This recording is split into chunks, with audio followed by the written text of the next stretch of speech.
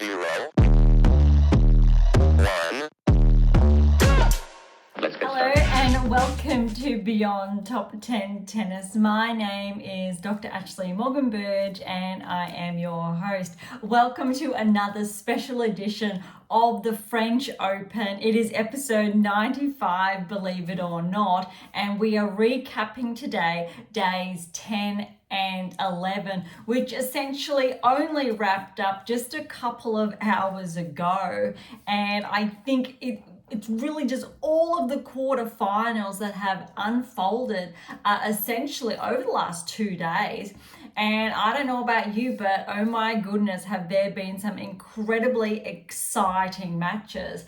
Recall, I guess, the last couple of episodes especially, where we leveraged our predictive analytics and essentially shared additional insights of what could be, and with those potential upsets as well. So from my perspective, it has been incredibly exciting, but I will get to that shortly. If you've been with us for some time now, thank you so much. If you are new, welcome and thank you so much. The French Open essentially kickstarted our joint audio and video feed.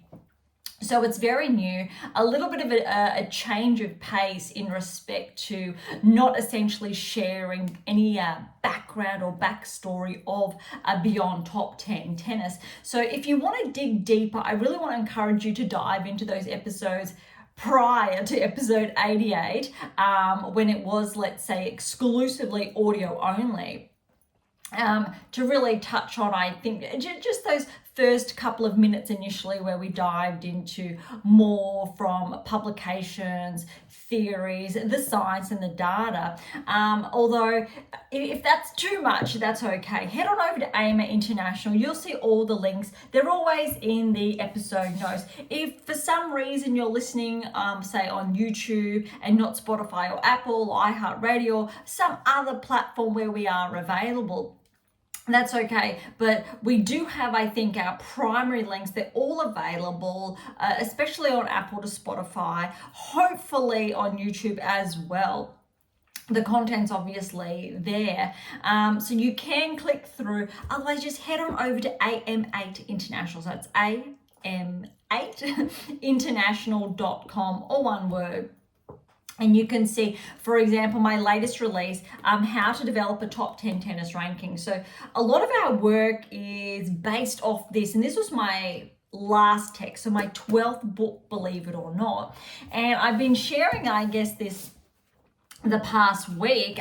It's essentially the next installment of this one, so the 7 keys. So you'll see in this one is the power of the 8th key, which is really exciting. So there's 8 keys altogether that essentially are attributed towards developing that top 10 tennis ranking, world first, all of those good things, how to win Grand Slam. I think most excitingly, and it's probably in the back here somewhere, if I give you a sneak peek, I'm not going to be able to find it, but there's some really cool charts, etc. Though one of the key implications of the work is correlations with, wait for it, Olympic success, not just Grand Slam success, but the data has direct correlations to if you want a podium finish.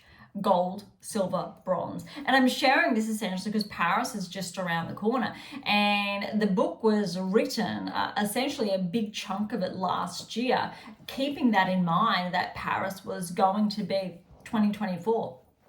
And you have some of the top 10 players who are vying for that gold medal. And then there's especially we have to say Djokovic is looking to latch onto that gold. Or you could have Swiatek looking to capitalize on her clay court success and key inferences that are not available anywhere else. It's so landmark. It's incredibly, I think, understated on how, and that's, I think, incredibly powerful. All right, but that's another discussion I will leave for another time, potentially, I guess, when we do cover or share insights when the Olympics are around the corner. But let's dive into days 10 and 11. We're going to a little bit different today of starting with, I guess, the women's side before the men's, looking at day 10 and then 11 and going from there.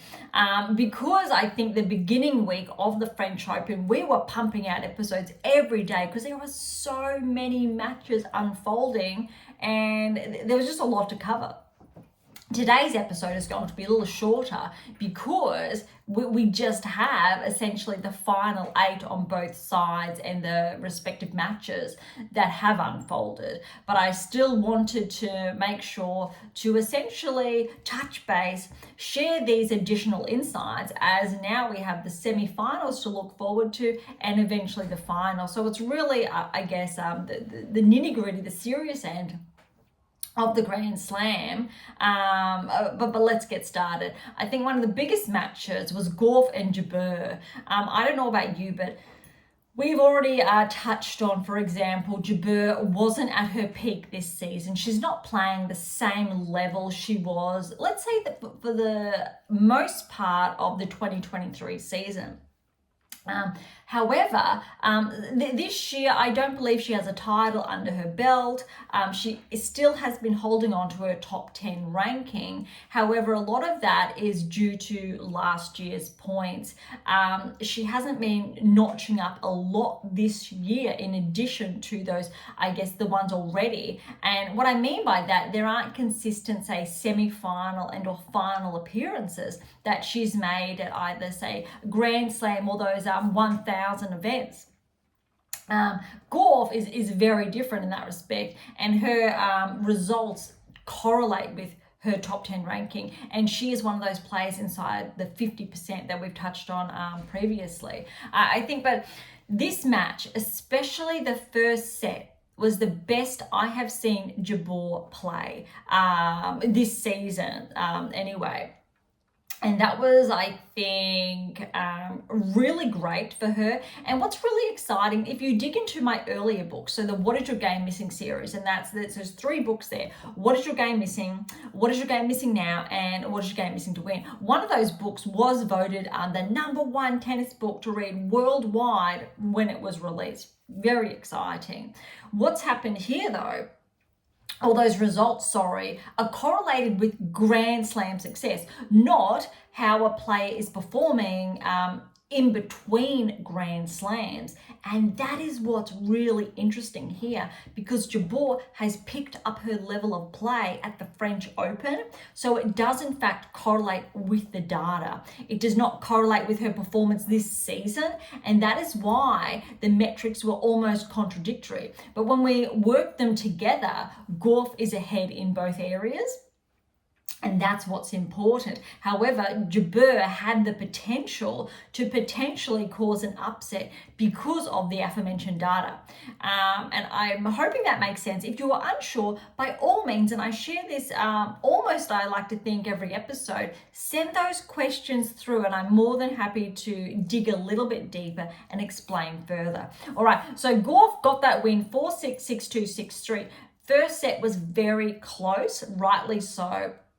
Jabeur just played too good. Second set, Gauff just found her groove, 6-2, and Jabeur was not playing at the same level she was in the first set.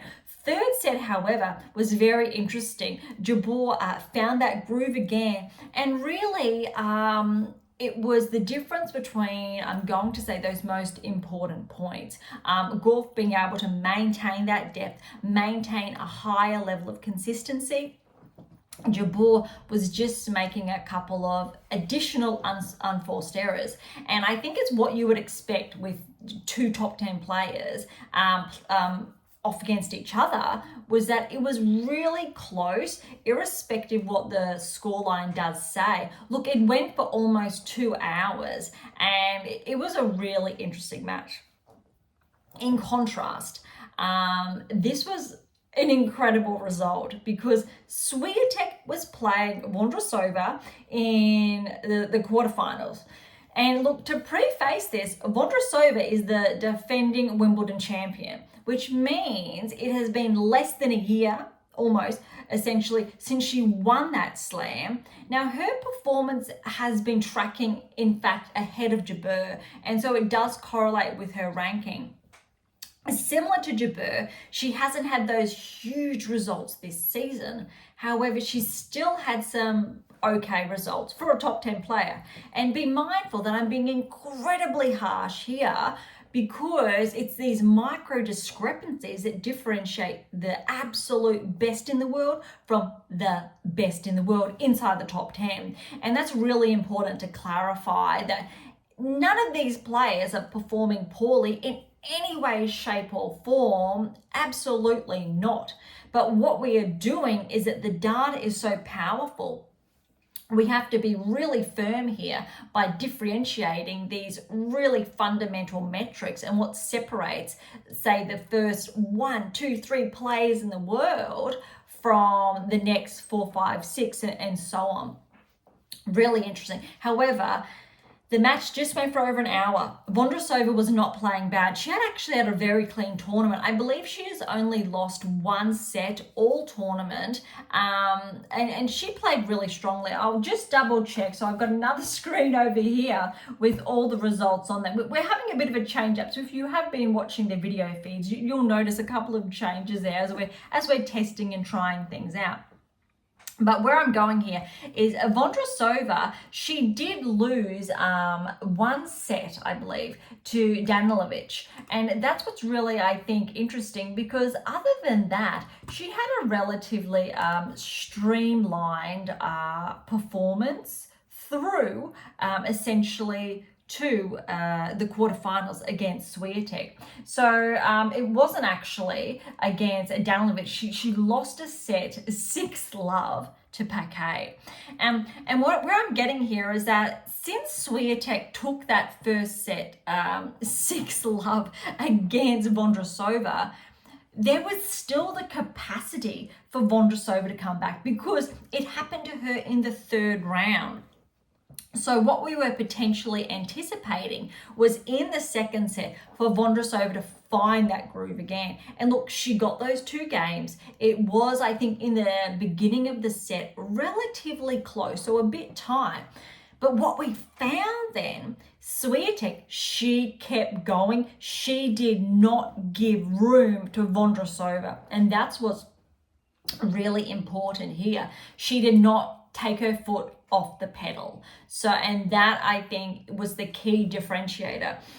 And to really, I think, highlight how impressive this performance was, Vondrousova is the 5th seed. She is an incredible player in her own right, a Grand Slam champion in her own right, and Swiatek managed to play that cleanly and that powerful. And look, it's not the first time. She got a love set against Vondrousova. She got an 0-0 when she played Potapova.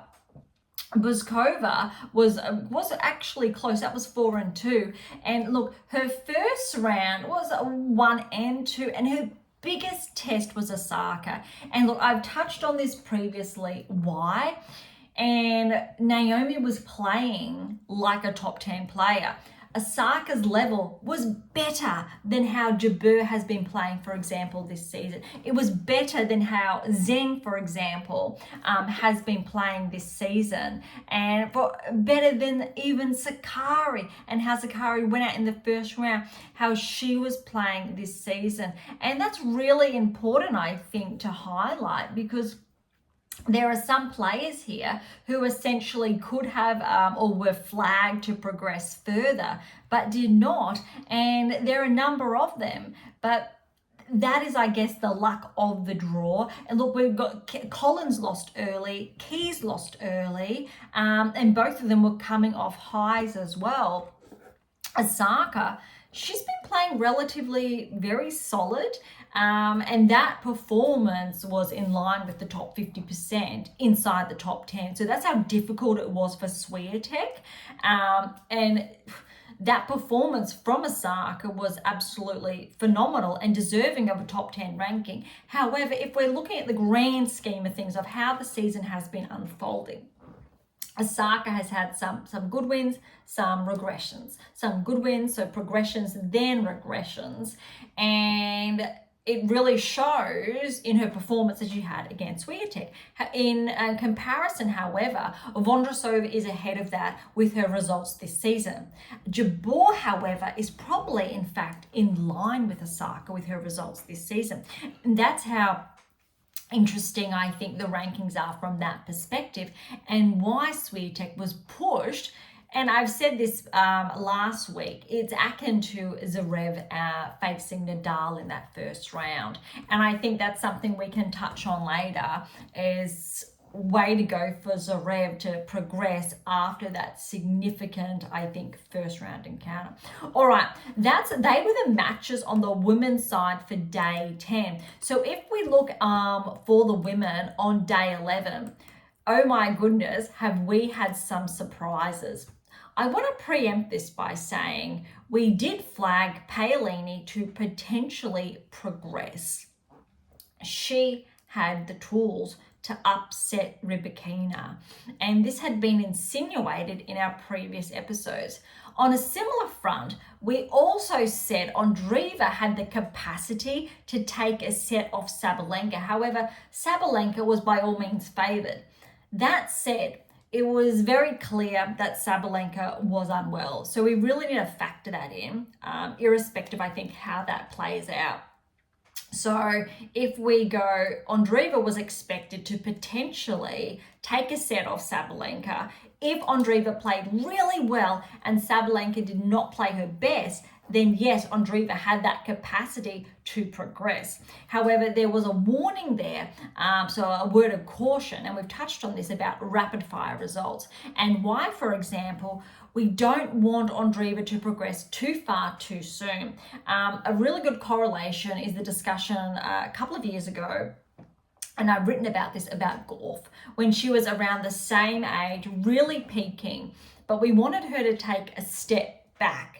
Just subtly, so before she progressed into the top 10, to hold her own inside the top 30, then the top 20, but not to go too far too soon. Why? Because more often than not, players, and statistically it's more than 90%, and I'm saying that to be fair, it's probably closer to 95+% of players who progress too soon, have those rapid fire results, regress very steeply. And I've shared the example about Badosa, for example. Andreescu is another one. Raducanu is another one, where they just went bam and regressed within their first, say, 2-3 seasons on tour, and then off they go. And so you do become more susceptible at that age when you are in your teens. And I think that's the case for all of those players, almost, for I think 3 of those 4, to be more susceptible to injuries, for example, from overloading. Now, a lot of my work has touched on injury management and safeguarding the player from developing an injury with these new technical parameters. And that's essentially what's discussed in these 2 books and the other texts as well. It's building that whole player to peak, to win Grand Slams, whilst mitigating injuries. And that's really important, to make sure you're not sidelined. And of course, these are world first in their own right. And of course, if you are a tennis player or a coach for that matter, you need your athlete, your player, to stay healthy. As a player, you need to stay healthy to continue along that trajectory, and there's actually a way to be able to do that. So Andreeva and Sabalenka, I hope Sabalenka, that she does get better, but by all accounts, of course. But because you could see Sabalenka, she just was not physically 100%. She fought, you could see she fought, but she was not playing like her previous matches. So if we track back on over, for example, to her results in the other rounds, I mean, of course, Badosa pushed her in that first set, the 7-5, 6-1. It's on very small, in all fairness. Navarro, Sabalenka had an incredible match against her, 2-3. And Navarro's having incredible season, and Uchiyama in the first round That was 2-2. So Sabalenka essentially was almost on track with very clean performances similar to Swiatek, De Gauff, just nice and clean. Had some hiccups along the way, but very, I'll say, minuscule, but actually a little bit more cleaner than Gauff in comparison. Jabeur, however, really did put up, I think, that first significant challenge. But that said, that was an incredible performance again from Jabeur. Tracking back to this match, Andreeva now, and this is really important and really interesting, is that when you're looking at Andreeva's performance, however, she had not been pushed, which is incredibly exciting. And I think where I'm going here is that, look, Andreeva, first round was 2-3. Azarenka did push her 6-3, 3-6, 7-5. All right, but then she played Stearns, who just won a title less than a fortnight ago, 2-1. That was an incredible result. And then over Gracheva, who took out Sakari, that was 5-2. So Andreeva, her performance is, yes, correlated with her ranking, which is inside the top 40. I think it's around 38. She was around, I think, 32, 34. Then had a little bit of a regression there. So her performance actually has progressed, I would say, inside the top 30. And I think by all means, after making the semi-finals, she's going to be ranked inside the top 20. I don't think there's a question there. And obviously, depending how she progresses, but she's definitely going to be a red hot favorite. But it's very incredibly significant. We knew that Andreeva had this capacity, but there's caution there. So look, the match with Sabalenka, that first set went for essentially almost an hour. Now the 4-4 went for a following, I think, hour and a half between them, because it was 2.5 hours. Sabalenka first set in the tie break. Sabalenka did come back. There was so many breaks of serves there. It was really exciting, but this really showed Andreeva was able to hold it together, and her performance really did look like a player inside, in all fairness, I will say, the top 30, probably the top 20, if she can repeat this more consistently, say like Navarro has this season. Then yes, by all accounts. This is probably the first event, however, this season where Andreeva has been going deep, really deep, reaching that semi-final stage at this level. It'll be very interesting how the rest of the season tracks. What we want, and I say this in the best possible way, is for Andreeva not to progress past the semi-finals. And this is to help her come Wimbledon and the US Open to match or to round of 16s more, and then next season she will be primed, and it will limit/mitigate the incredibly high potential for her to regress. That said, Andreeva has an incredible chance as a 17-year-old to make her maiden Grand Slam final debut, by all accounts, and there are anomalies. Those anomalies are very small. Andreeva definitely can factor in there. Gauff was still an anomaly with her progressions at such a young age, but we've seen it been done before. It comes with a greater risk. That is, I think, the biggest, issue, or where I'm going with that. Okay, the other quarterfinal. This was really fun to watch as well. Paolini, Rybakina. Look, Rybakina did come in their favourite, but there's been something about Paolini's game, this French, being, I'm going to say, better on clay than Rybakina, because Rybakina came into the French. She's an incredible player, hits the ball hard, solid, correlates with that ranking. On clay, however, I'm not entirely convinced, because she didn't essentially have the same lead up, say, as the likes of a Gauff, Sabalenka, Swiatek, with those really deep results on clay consistently. So which means after one event to the next and the next, the other three were showing up. Rybakina, however, wasn't, and I know her health has been on and off, so she couldn't play those ones.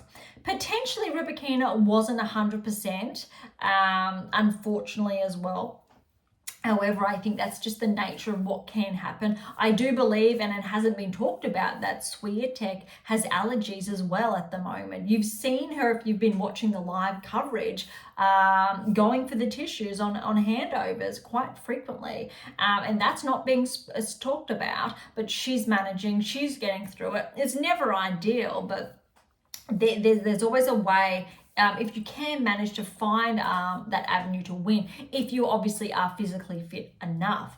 And I'm going to say Rybakina, however, her fitness has taken a beating potentially in the last couple of weeks by being unwell more than not from the reports, if we go off that. Paolini capitalized. She was too good, and it didn't look like in any way, shape or form essentially that Rybakina was unwell. It was Paolini was just good. That first set 6-2, no way, Paolini played really good. The second set, Rybakina came back. Sure, it was still very close. Paolini was leading, and I think the nerves got the better of her. Rybakina used her experience to her advantage and got the win in the second set. Third set was incredibly close. It was break. The serves were being broken so consistently, which I think says something really profound about Paolini's return game, because Rybakina, I think, has the most successful serve on tour this season with the number of aces she has been able to rack up. And Paolini, she still came out with the win, which really complements her game. Now, this match went for a little over 2 hours, so a little bit shorter in comparison than the other quarterfinal on day 11. That said, Paolini, oh my goodness, she deserved this win. She played phenomenal. She's seeded 12. She's at a ranking high at the moment. Her ranking, I think, will crack into the top 10. And at the beginning of the tournament, it has been said that Paolini, if she was going to progress, she was poised to become a barrier breaker this season. Now, Collins is on there as well. And this is really impressive because it looks like she will. And again, that is the data in action and how exciting the data is. 6-2, 4-6, 6-4. The semi-finals, we will get to that, I think, shortly, but it is going to be incredibly exciting. All right, that's for the women's side. Now, let's jump over to the men's and the quarterfinals that have unfolded. There's obviously going to be one missing, but we'll get to that shortly. Sinner and Dimitrov were the first one, I think, that to kick off the action on day 10. I was anticipating that this was potentially going to be longer, that Dimitrov hopefully was going to get a set. Not necessarily anticipating Sinner would get the first set 6-2. That second set 6-4 was closer, I think, than what I think the scoreline essentially suggests. Third set tiebreak 7-6, 7-3. Very close, more so how I thought potentially it would pan out. Looked like Dimitrov, however, ran out of gas in comparison to Sinner. So if we're looking at, I think, the backstory to that, Dimitrov has had, I'll say, some longer matches, and we know that was the case, for example, against Hurkacz. It was 3 sets, but there was 2 tie breaks there, and then he had 4 sets against Berge. He did have a very clean, I'll say, second round and first round. So Sinner, however, he really did just capitalize, and that was, I think, really impressive. We do know, obviously, because he's progressed and Djokovic did have to withdraw, he is now the new number 1. It would have been, I think, nicer to go with a title or that final appearance. And I think his reaction has been very underrated because of that. If he does progress to the final, and wins, that will be really exciting along with that number one. All right, but this was, I think, a really clean performance from Sinner, irrespective of that third set tiebreak. He got it done in 3. That could have definitely gone to 4, maybe 5, but I would say really 4 if Dimitrov took, for example, that third set. But all in all, a really healthy performance from Sinner. Now, look, the next one, the same. Tsitsipas, Alcaraz. Tsitsipas was potentially positioned to win the French Open. He had a really solid clay court season ahead of Alcaraz, believe it or not, and the data was pointing towards that. That said, if we are going on Grand Slam metrics and results alone, we know Alcaraz is leading Tsitsipas. That said, Tsitsipas has had a relatively clean tournament, going off again. Looking at the results, we know his last round against Arnoldi did go to 4. Other than that, he did have another 4 against Zhang, and also, well, it was 3 against Altmaier the first round. I think in comparison, however, Alcaraz he dropped a set against Korda, so that was third round. Very clean, I think, first round. No, that was second round there. But very interesting in respect to Alcaraz finding the legs when we know he had to rest prior to the French. I think he had something to do with his forearm, a slight tear or a niggle that he had to manage. And that's why we couldn't really ascertain his level. But what better time to peak than at a Grand Slam? And we've seen the best in the world do it over and over again. We've seen Serena do it, and when she was in action, Federer do it in action, Nadal, and of course Djokovic continuously do it. I mean, Djokovic's form, this French, was absolutely phenomenal, especially when you gauge his level of play. He did make the semi-finals the other week in a clay event. It wasn't, say, a top tier event, but nonetheless, he still had a number of matches under his belt. But to perform at his level and to do 2 back-to-back 5s was very impressive. All right, so Alcaraz, Tsitsipas. Alcaraz, look, 6-3, 7-6, and that was 7-3, and then 6-4 was a really impressive match. He was just too good. What's really interesting, however, and it was a little bit frustrating to watch, because this match went just over 2 hours. And look, remember, this was 2 hours 15. The other match with Sinner was 2 hours 30. So very similar in duration. What Alcaraz was doing to Tsitsipas, and it's essentially a no-brainer when you're against a one-hander for backhands, and that's Tsitsipas's case, is Alcaraz over and over again was attacking Tsitsipas's backhand, and he was ripping those balls nice and high, so Tsitsipas could not do anything about it. He was not moving back. He didn't want to give ground, but you need to make a compromise, and Tsitsipas was not doing that. So he was not in a position, essentially for the entire match, to threaten Alcaraz with that backhand if Alcaraz was continuously hitting the ball high to there. And we know that if you're ripping it with a heavy topspin, that's essentially a really powerful weapon against that one-hander.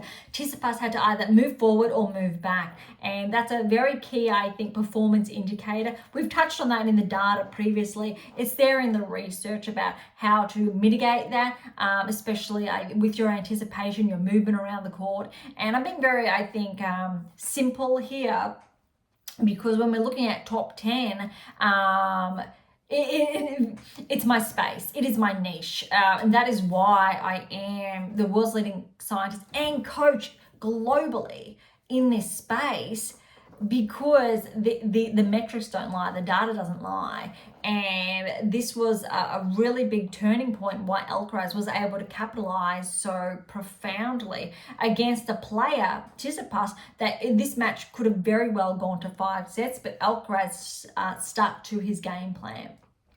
Really, I think, impressive. Both Sinner and Alcaraz. Arguably, however, Alcaraz did have the tougher quarterfinal. That said, when we're going off rankings, Dimitrov is the 10th seed, Alcaraz is the 9th seed. So I think when you're looking at it from that perspective, that was quite even.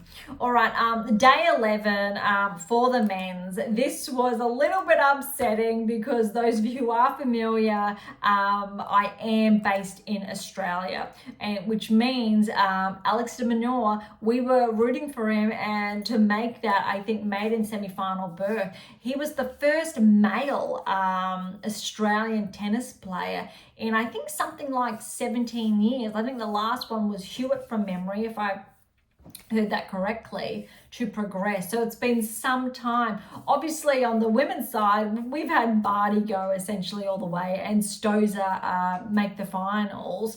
So it was a very big one for men's tennis for him to progress. But that said, he's also been our first male player ranked inside the top 10 in also, I think, 17 plus years. And Alex is incredibly underrated because he is an Aussie who just lets his tennis do the talking. He does not talk otherwise. And I think that makes some very interesting insinuations there, which are noteworthy. Zverev, he played too good. 6-4, 7-6, now 7-5, 6-4. If you were watching as I was, and it was on very early this morning Australian time, De Minaur was set to win that second set. Zverev came back. I believe Alex was up 5-4, could have. Zverev broke back. And then it went all the way, obviously, to that tie break. Had his chances in the third, but really Zverev he towed the line. Now, it wasn't really a case of, look, De Minaur had the legs to push it to 5. Zverev just stepped up his game a notch or two. There wasn't a huge, I will say, difference between the two.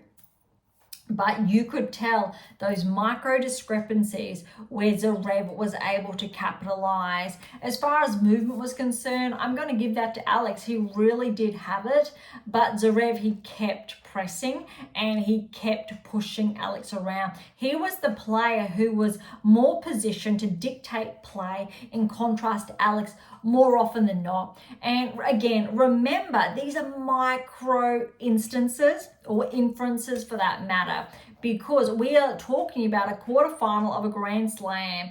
Alex deserves to be ranked inside the top 10. So we could say 2 top 10 players who have had really impressive starts to the season. And oh my goodness, it was so rewarding to have a male Aussie progress to the quarterfinals. And again, going off the data, and you would have heard me talk about this essentially over the last probably 3 to 6 weeks, maybe longer, that Alex was poised to make a quarterfinal of a Grand Slam. So I'm really happy with that. Again, it's the data. However, you would have also heard me say that I wasn't sure if Alex was ready to progress to a semi-final. So I'm not surprised that Zverev got the win. Not objectively, so subjectively speaking, I was hoping for De Minaur purely because he's a great guy, a great Aussie tennis player. And he's really coming to his own. Zverev, however, look, with that win against Nadal in the first round, he essentially deserves, he's been tracking really well. And going off again, his previous results, if we're looking at, he's come off 2 back-to-back 5-set matches. And that's just a lot. And for him to still have the legs against Alex, I think he would be really happy that he was able to close that out in 3. I think if Alex was able to push it to 4 or maybe 5, he would have had a chance, especially if it went to 5. Alex would have had the legs over Zverev. I definitely would say that. But Zverev, he played clean, and that's what's, I think, really important. All right, we know what happened in the other match, that Rudd did get that walkover.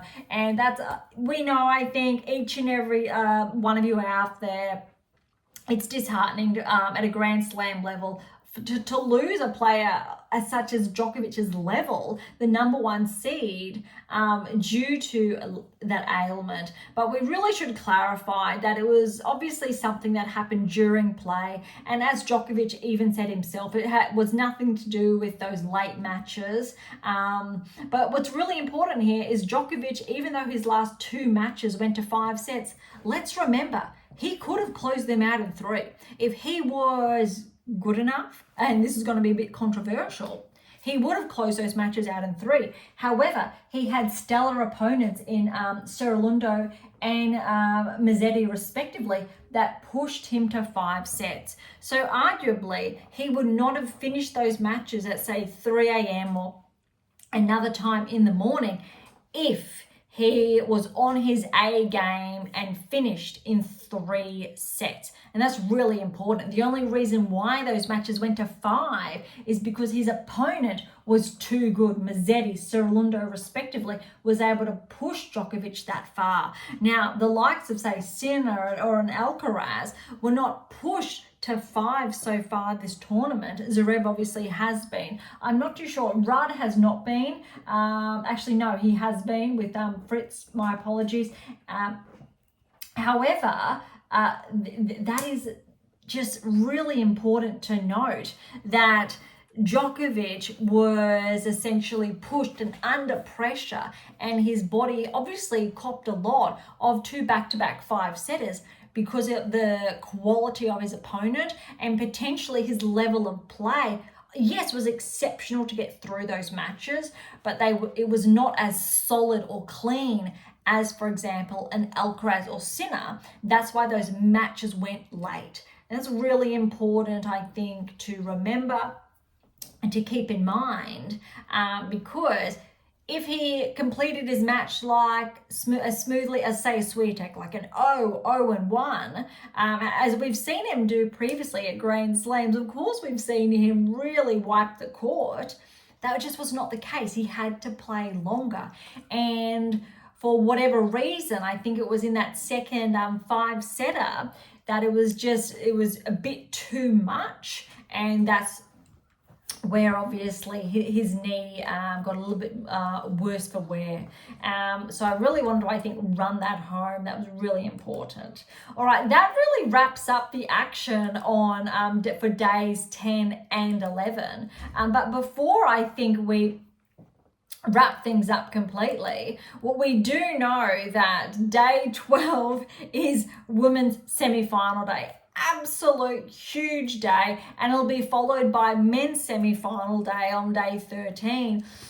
But wow, Swiatek Gauff, it has been a final before. This is a repeat of a final a couple of years ago where Swiatek obviously got the win. Gauff was the finalist of the French Open. It should be a final, but look, the other half, Sabalenka's not there, Rybakina's not there. That's what it was meant to be. And recall earlier in the French Open, so in our episodes, how I've shared, we rarely get 1, 2, 3, 4 seeds, the top 4 in the world, in the semi-finals. And look what's happened. It's correct. Swiatek and Gauff, but we are now missing both Rybakina and Sabalenka. That was a huge upset back to back, but we've got Paolini, Andreeva.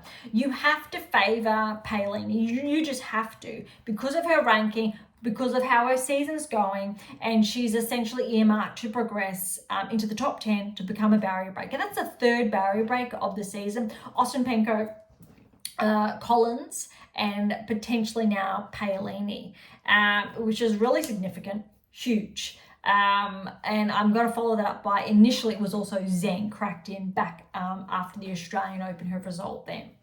And that is a very big anomaly for the season, but we will address things at the end of the season to look at how many players cracked into the top 10 and maintain that ranking, because Ostapenko's on the verge of fluctuating out. Zheng with her performance equally is.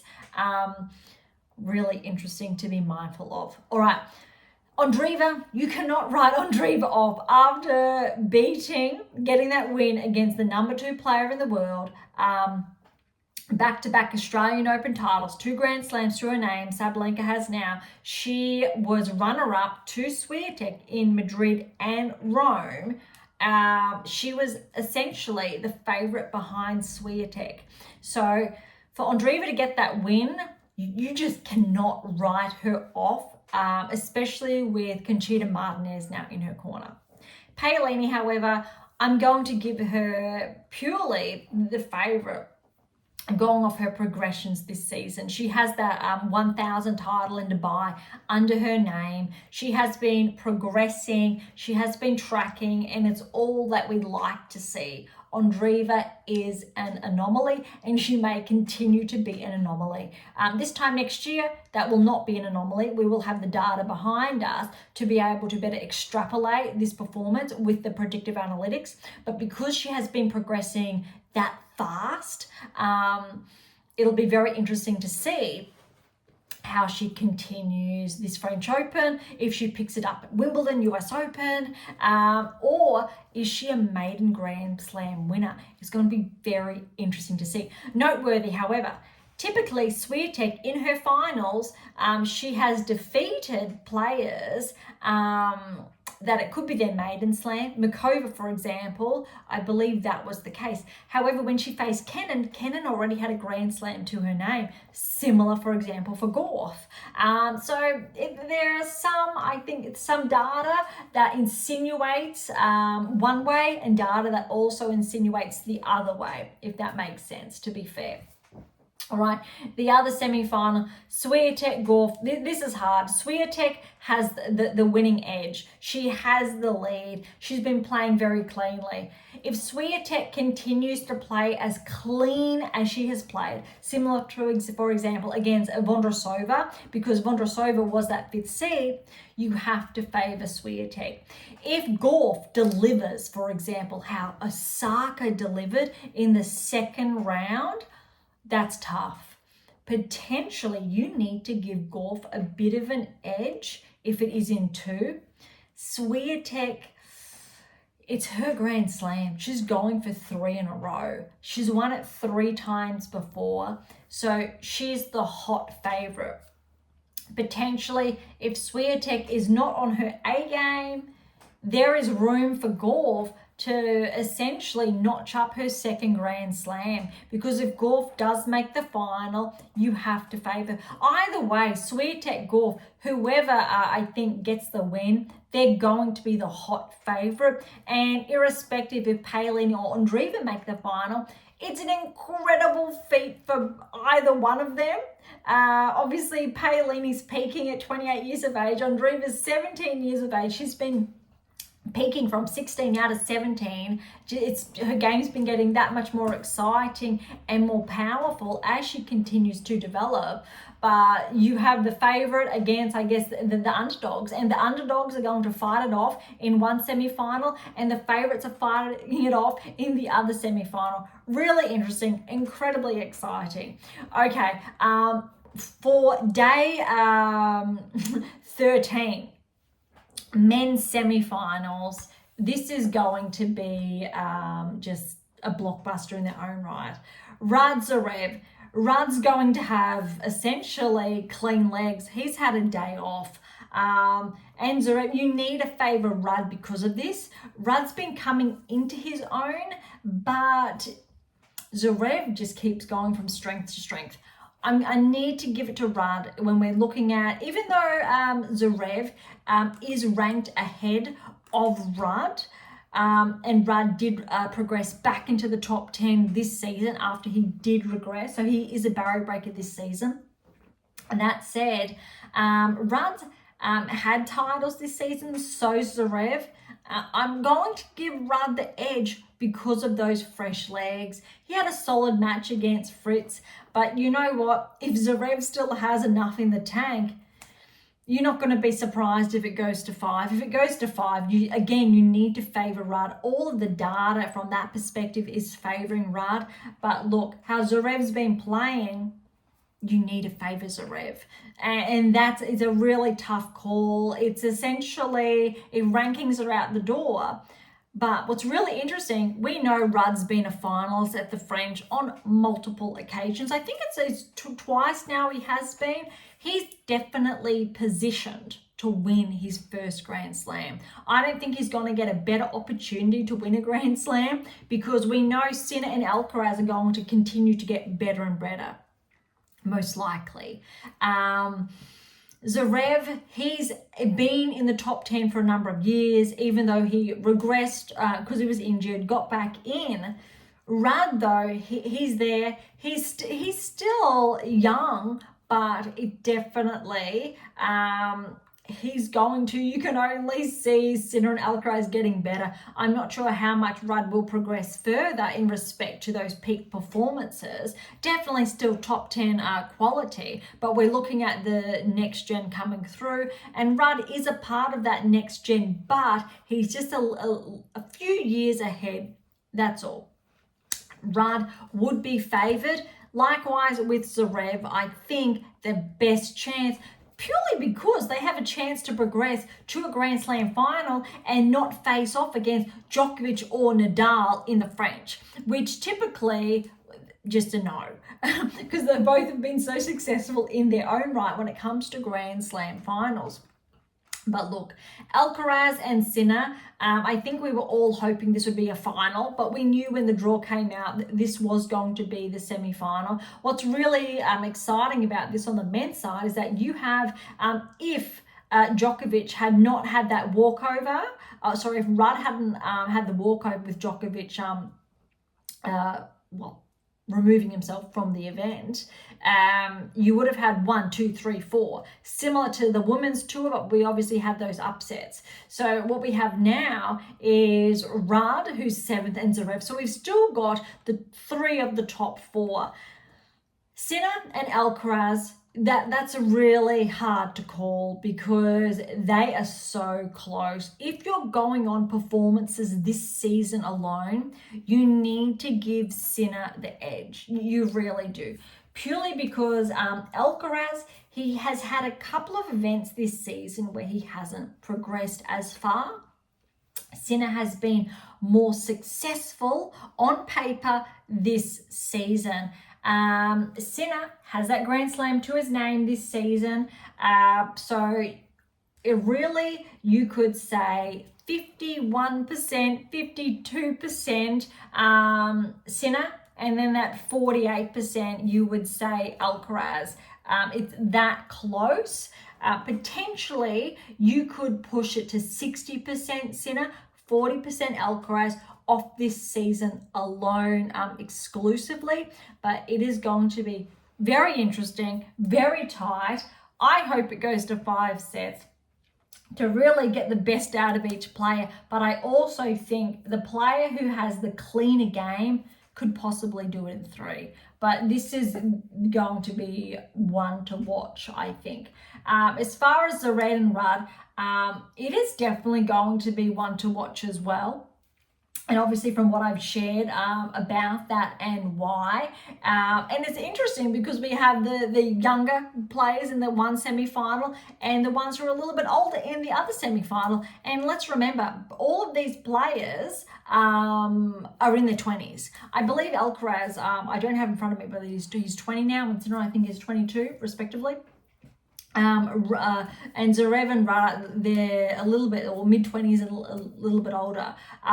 So it's very interesting from that perspective. It adds a different dynamic because we don't have a player in one semi-final who was a little older, a little younger. You have 2, I think, generations, even though they do overlap within a few years against each other. The women's side, it's a little bit different because you obviously have Swiatek, Gauff, who are just a couple of years apart. Paolini and Andreeva, however, I think they're roughly 11 years, believe it or not, apart, which makes Paolini sound a bit older, but she's still in her 20s. And if you take a step back away from the tennis court, anyone in their 20s is incredibly young. You know that you are young if you're in your 20s. even when you're in your 30s, you are still, but it's when you're in the sporting context, I think those misconceptions are incredibly rife. All right, I think that wraps up today's episode. We will come back, or Beyond Top 10 Tennis will, I think, wrap things up after the semi-finals have unfolded. So we'll come back to you with a wrap on days 12 and 13. It'll be very short because we'll have a recap of all the semi-finals. And then I guess we'll be poised to buckle in for the championships of the French Open. All right, so I really want to wrap today up. Well, actually went a little bit longer than anticipated, but I think I got very excited about what's been happening, even though we only had the quarterfinals to discuss. But look, thank you so much for listening. To grab your copy of How to Develop a Top 10 Tennis Ranking, head on over to AM8 International or jump on over to Amazon. Irrespective where you're based in the world, you can grab a copy. Any comments or questions, head to AM8 International or Topic Trip. That's the social platform set on data privacy. To interact with Beyond Top 10 Tennis, head on over to Twitter, Instagram, YouTube, Spotify, Threads, TikTok. There's probably something I'm missing out there. Go ahead. We will do our best to get back to you. To catch up on our blogs, head on over to AM International and look for the blog tab there, or head on over to Medium, Beyond Top 10 Tennis, and all of them are there. And you can also leave comments as well. We have roughly around 100 articles that I've personally penned. Some are in conjunction with the episodes each and every week, so an extension of, and some are completely random and different. And we also have some op-eds there, really insightful. For something different, head on over to Pink Octopus Books. That's where my fictional release is for something a little bit different. And of course, if you enjoyed today's episode, please like, subscribe, share. Would be absolutely phenomenal and incredibly appreciated. For those who are interested, we do have scholarships available on AM International, as well as options to work with me exclusively to optimize your performance and nudge you closer towards that top 10 tennis ranking. So don't be shy and come and say hi. What's really important there though is if you are in the top 10, top 20 specifically, by all means, give me a call. If you're yet to crack into the top 20, I will ask though, and I've said this previously on multiple occasions, these two, you need to get your hands on these two. Top 10 as well. You need to know the 8 keys before we dive deeper. So if you have those Olympic aspirations, Grand Slam aspirations this season, this is how I can fast track you working together. All right, on that note, thank you so much for listening. I am so incredibly grateful. I am your host, Dr. Ashley Morgan Berge. This is Beyond Top 10 Tennis, and I'll see you next time.